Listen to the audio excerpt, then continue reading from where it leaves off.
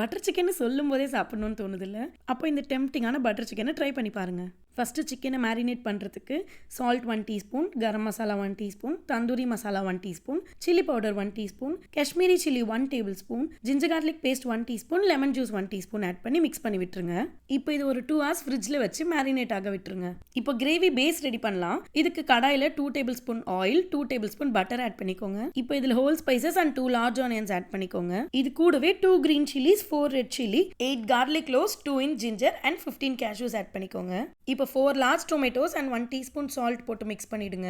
Coriander leaf and stem ரெண்டுத்தையும் add பண்ணி mix பண்ணிக்கோங்க. இப்போ லிட் க்ளோஸ் பண்ணி 10 minutes குக் ஆனதுக்கு அப்புறமா கூல் டவுன் பண்ணிட்டு கிரைண்ட் பண்ணிடுங்க. இதை ஸ்ட்ரெயினர் வச்சு ஸ்ட்ரெயின் பண்ணி ரெசிடியூஸை டிஸ்கார்ட் பண்ணிடுங்க. சில்கி ஸ்மூத் டெக்ஸ்டர் வேணும்னா கண்டிப்பா இந்த ஸ்ட்ரெயினிங் ப்ராசஸை ஃபாலோ பண்ணுங்க. இப்போ ஃப்ரை பேன்ல 2 teaspoon oil, 2 teaspoon butter add பண்ணி சிக்கனை ஃப்ரை பண்ணிக்கோங்க. 3 minutesக்கு அப்புறம் சிக்கனை ஃபிளிப் பண்ணிடுங்க. அதர் சைடு சிக்கன் நல்லா குக் ஆனதுக்கு அப்புறமா சிக்கனை வெளியில எடுத்து ஒரு ஓரமா வச்சிருங்க.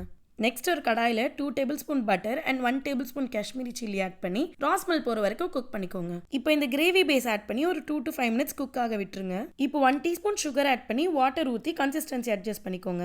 இப்போ ஃப்ரை பண்ண சிக்கன் ஆட் பண்ணிக்கோங்க. அவ்வளோதான். ஃபைனலாக 1 teaspoon kasuri methi and 1 teaspoon fresh cream add பண்ணால் பட்டர் சிக்கன் ரெடி. இதை பட்டர் நானோட சர்வ் பண்ணி என்ஜாய் பண்ணுங்க.